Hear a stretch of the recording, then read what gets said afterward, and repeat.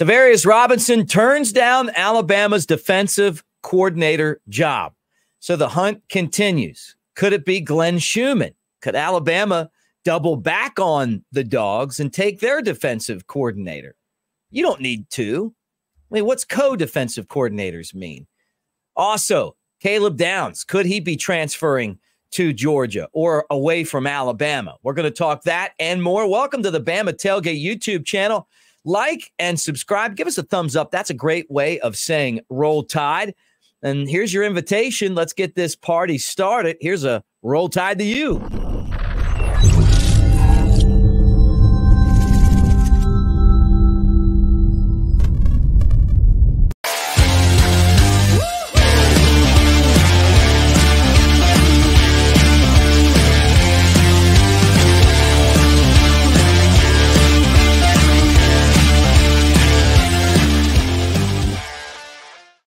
What do you say, everybody, with my main man, the Catfish, Chad Anderson? I'm Mick Gillispie. Welcome to the Bama Tailgate YouTube channel.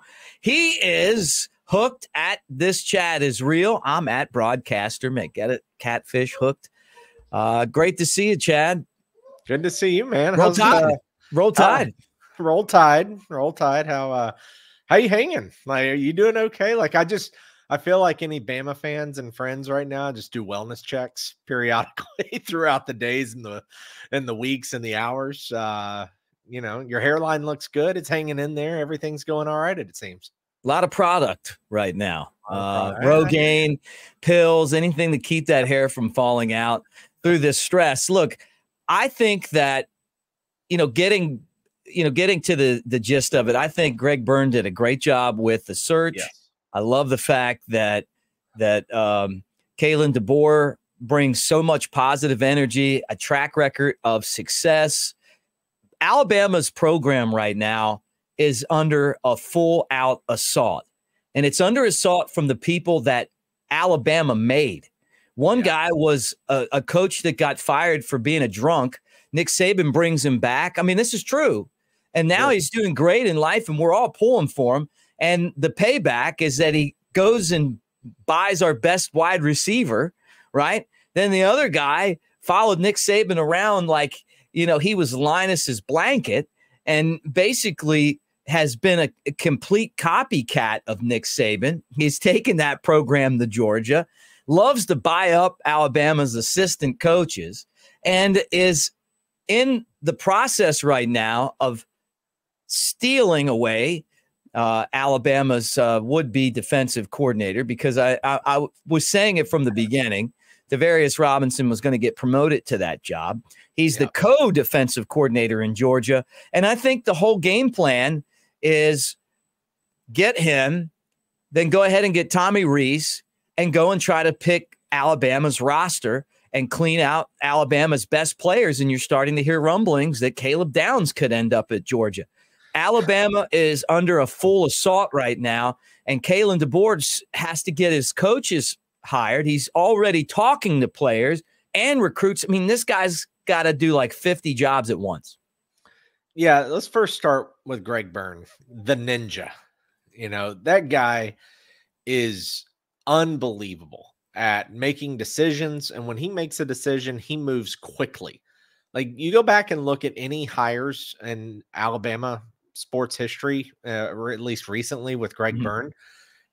He fired Avery Johnson after the NIT loss to Norfolk State.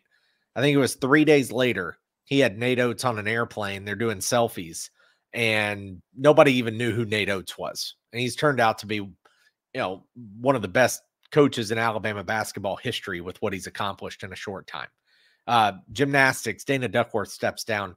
Ashley Johnston gets brought in immediately. Then you look at baseball. Alabama had an interim in after the whole Mitch Gaspard thing. And then, 2 days later, right? I think it was like 2 days, they already had their new guy in, and baseball kicks off here in a month. And now with football, what I laugh about is everybody who said, oh, Bama missed on Lanning. Bama missed on Dabo. Dabo said no to Alabama. Bama swung and missed on Sark. Guys, Greg Byrne was in Seattle the whole time. He was in Seattle. Like that's what's crazy to me is all these things we hear from the media, and then the truth is truly never known because Greg Byrne was over here working the angles. Jimmy Sexton was getting everybody raises.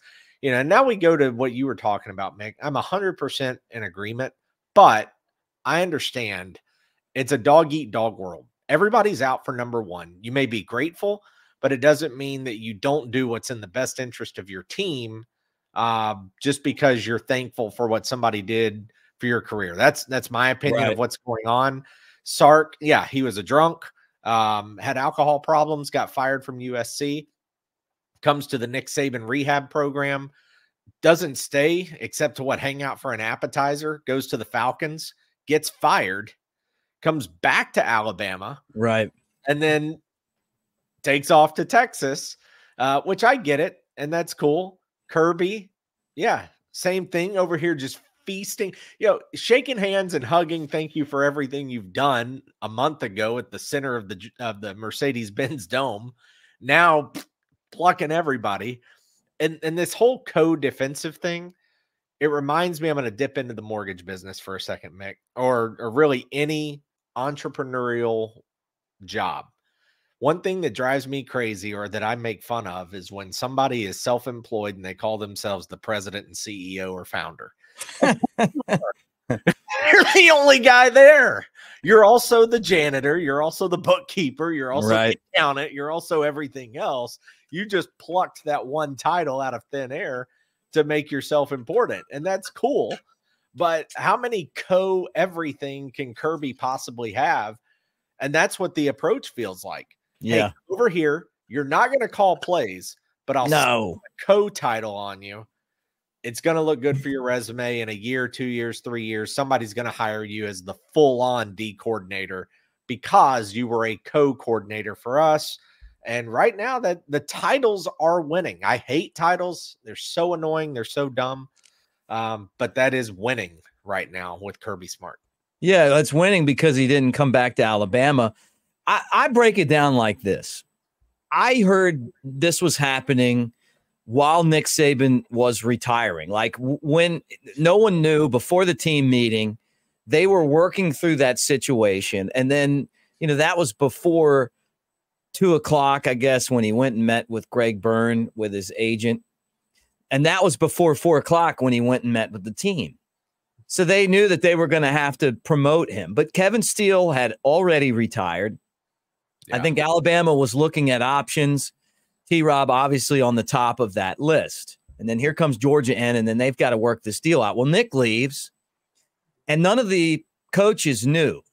They found out the same time that the players found out. So I don't know if that was a great idea or not. Alabama did not have an assistant coach in place to take the job. That's why they went out and they hired a great coach in Kalen DeBoer. There's other years where if he would have retired, it would have been Sarkisian or it would have been, Kirby Smart. I mean, just depending on the year that he retired and who was there, but there was no defensive coordinator and Tommy Rees wasn't going to be the head coach. Tommy Rees was not the guy. No, he wasn't the guy at 31. So Georgia obviously is looking at T-Rob. You think he's going to be calling plays over Glenn Schumann, who's been the DC? No. I mean, is he really going to be over him? And what does co-DC mean anyway? It's like you said, it's just like you just gave yourself a title. Well, wasn't he already a defensive coordinator at South Carolina, and that didn't turn out so well? He did a great job at Alabama last year, or did he? And the reason I'm going to say this is that Nick Saban talked about with Reese Davis at the end of the year. He said, okay, the reason why the offense looked like it did is because I spent so much time with the defense or something to that effect, right? Yeah. Well, at the Rose Bowl, Kevin Steele was asked about the comments that Lane Kiffin made, and it was kind of along that same conversation towards the end of that press conference, and he goes, well, hold on a second. Who's the defensive coordinator? He's like, yeah, it's Nick Saban. It's his defense. He's the DC. He's the guy that's won 7 national championships. He's the guy that's the greatest of all time, whatever. Right. And so those two things together tell me that T-Rob's a great recruiter, but the second half adjustments were really good. I gave the defense a great score. I mean, they got an A- or a B+ from me this year.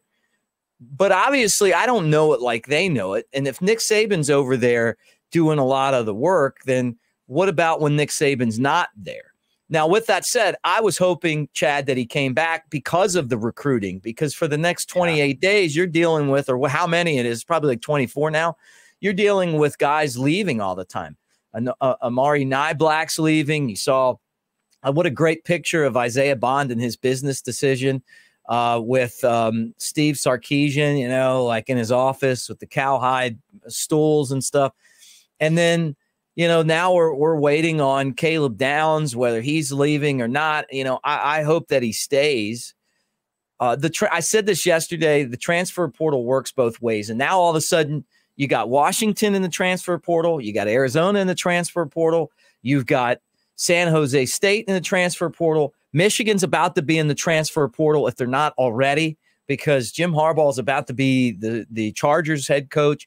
So, I mean, and then who do they hire? I guess they're going to probably hire with him, but whatever, right? Right. There's going to be options out there, plus all of the other guys that are floating around. I mean, this is just the world of college football, and everyone seems to be transferring to Florida State. 5 different guys now have transferred to Florida State. So they lost 30 guys, and they got some of our guys coming back.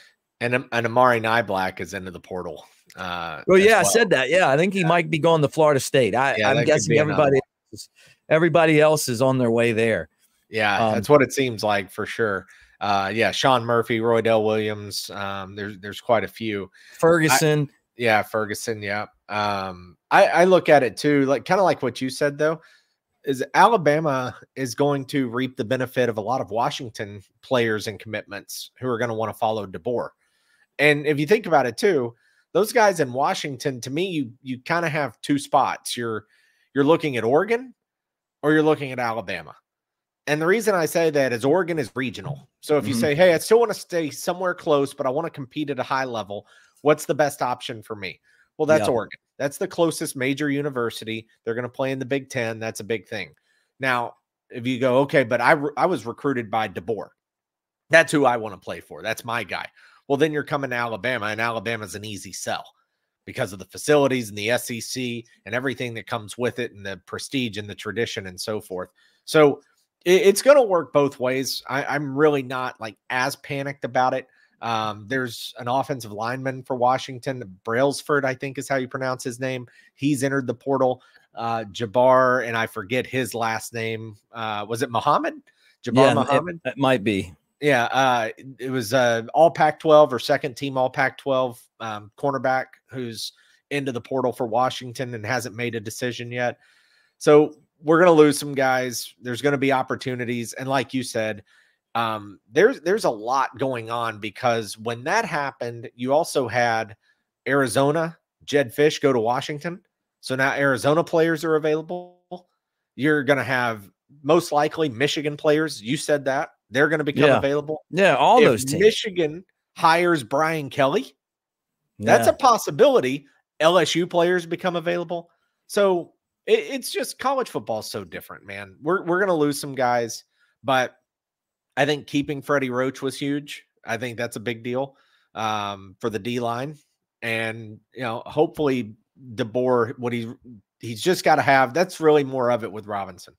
You got to have some guys who can recruit, know the area, know the region, have connection to the high school coaches and so forth, so that you can stay relevant with the players in our area.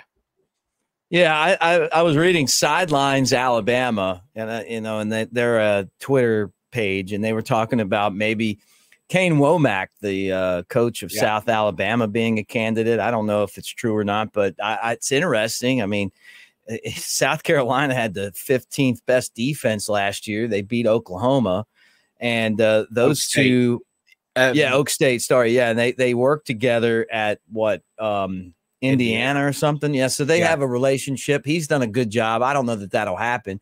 I heard Glenn Schumann. It felt like Alabama would just go and steal the Alabama guy that's the defensive coordinator at Georgia and kind of give them a taste of their own medicine. You know, I said in the beginning that I wanted Alabama to go and just make Kirby Smart an offer that he couldn't refuse. Even if he would have taken it, you could have ran his salary up so much. If you would have known that this was the game they were going to play, Greg Byrne could have, those 2 days that we were really going to hire the guy from Washington, you know, run that guy's salary up to about $17 million and, you know, out of Georgia's pocket. I mean, this is there's a lot of dirty stuff going on right now. And I feel like DeBoer's just got to weather the storm, because everybody that has a chance to take a shot at Alabama is doing it right now. Yeah. And they just have to survive. Yeah. Well, I mean, when's the last time you could? The only recruiting effort that you had to counter Nick Saban was that he was old. Yeah. And he won't be there. That's literally all you could do, unless you were willing to give a player and a kid NIL money that Alabama wasn't willing to do or match. Right. But yeah, I think if you look at those two guys, Kane, Wommack, statistically, they were better than Alabama in defense. Now, I'd take that with a grain of salt because they played in, is it the Sun Belt? I think they play in. Yeah, I don't, USA. Man. I mean, look, but you've got Sun Belt players, you know, I mean, like. Right. It's still the same caliber of players either way. Glenn Schumann, though, that's the one that stands out because he went to Alabama, graduated in 2011, student assistant under Saban, graduate assistant under Saban, inside linebackers coach at Georgia. He's been a co-D coordinator now. If this is right, he's been a co-D coordinator for 5 seasons. So, you know, at some point, I don't understand why you wouldn't want the keys to your alma mater. Yeah. And the cool thing about being the D coordinator under DeBoer, he's just like Nick was a defensive guy. Well, DeBoer's the offensive guy. Right. So if you come in and the defense doesn't miss a beat, that's all you. Like you're not under DeBoer's shadow because he's an offensive guy. So you kind of have a chance to really stand in a spotlight. Kind of the way Kiffin and Sark did, because people knew that Saban wasn't an offensive guy. So they stood out because of how well they did in the offensive side. Yeah. Sean Murphy's the guy that transferred to Florida State, the linebacker. So, yeah. No, I hear you, man. I feel like it's going to take a few days. You got to get the defensive coordinator. I think there's like a couple more spots on the staff that he's going to figure out. And then from that point on, you start swinging at, you know, making sure you keep your guys in house, and then you go, and I'm sure he's doing that now. And then you show up at Saraland and you meet Ryan Williams. You know, it feels like to me that a lot of these players, they feel like divas now, you know, with the money that they can get from the NIL. They haven't played one game of college football. I don't know that Ryan Williams was really ever going to show up to Alabama, even if Nick Saban was there. It just kind of felt like maybe not. Obviously, he decommitted before Nick Saban even retired. I mean, it was like the first hint of it, he was out, which, you know, was the timing to me was definitely odd. But you know what? Just the way it is, right? It's just such a different world right now. But I'm excited to see what things are going to look like when DeBoer gets his group together. I just think that for the defensive coordinator and some of these other slots, he needs as many people who are familiar with this team and this area of recruiting as he can get, just to weather the storm through this first year where you just don't want to lose so much talent. With that said, it's not like it used to be. You know, you hate to lose guys, but you can go just as easy into the transfer portal and replace those guys with players that fit your system. So just keep that in mind. And we'll be keeping an eye out. I waited all day for the defensive coordinator job to pop, and it just didn't. I love how some people that call themselves professionals, they first off, they had Dan Lanning in Tuscaloosa on a plane, right? Yep. If one guy says it, it doesn't make it a legitimate report. Let me tell you guys, just go over to Reese Pfeiffer, take a class over there, And you'll learn that in journalism, it takes two sources to source. That's how you do it. You got to have at least two. You can't have one guy off of a local TV station. And then people were like, oh, T-Rob's coming. Da, da, da. Like, look, I mean, he was interviewed, and he was interviewed for a long time. They put a lot of pressure on him, but it didn't happen. It's just, it's crazy. You know, just be careful about everything that people are putting out right now, because there's a lot of wannabes out there that they hear one thing and they want to be the first to the story. I mean, there's like a 13-year-old kid on Feinbaum that is the guy that broke DeBoer coming to Tuscaloosa. I mean, like, this is the world we live in media right now. And that kid's probably going to replace us one day, right? But it's just, my point is, like, it used to be that you really had to do your work and fact check, and that we're just not seeing that done anymore. So I don't believe anything until Chris Lowe says it. Yeah. Well, he's worth two sources. Well, and I will say Chris Lowe last night did say that Kane Wommack to Alabama is in the process of being finalized. So he did at least say that last night, that he believes it's going to be Wommack. Which, there you go. Yeah, that's interesting, because I still would have looked at Schumann, but I wonder if Schumann was even a candidate, you know? Well, again, yeah, because here's the thing. We look at it and go, wow, Georgia's defense, get Glenn Schumann if T-Rob's not coming. But then you go, well, wait a minute. If Schumann's been in the defensive room for 5 seasons now, why is he not the play caller? Right. Maybe he ain't that great. You know, like, I don't know. I don't know that answer. But you just start to ask those questions, like, if you're that good, why have you had the co-title on your name for so many years? Do you leave a head coaching job at South Alabama to be Alabama's defensive coordinator? I guess you do, huh? Yeah. I mean, it's Alabama.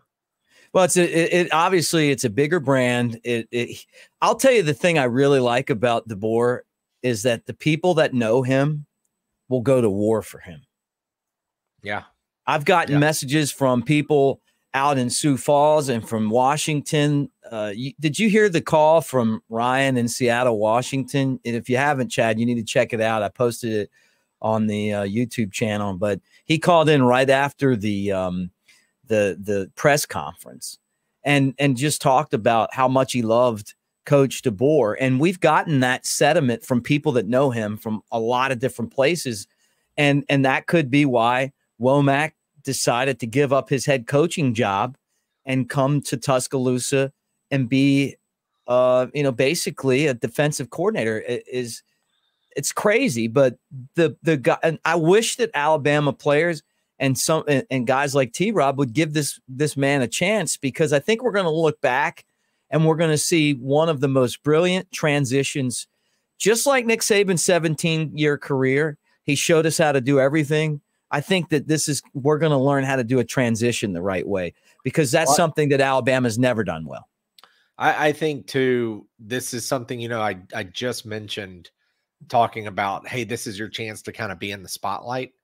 Well, this is a chance for a head coach to not only move up to a bigger university in a state he's already familiar with, but this is a chance for him to be in his own spotlight. He's not a head coach going to be the offensive coordinator for an offensive guru. He's a head coach at a Sun Belt school, going to be a defensive coordinator that needs to complement the head coach's strengths. So I think that's a good move. And we all know this, Mick. If Kane Wommack goes in there and they've got a top 10 defense year in, year out, and DeBoer's got them in the national championship picture in the college football playoff, like we anticipate, then Kane Wommack is probably going to get a lot of opportunities to become a head coach at a Power 5 somewhere else very soon, versus having to be the guy saying, I'm a G5 guy, take a shot on me. Yeah. And I think that's where it's going to help his career as well. And Bama fans need to realize that. You get this guy, he turns out to be good.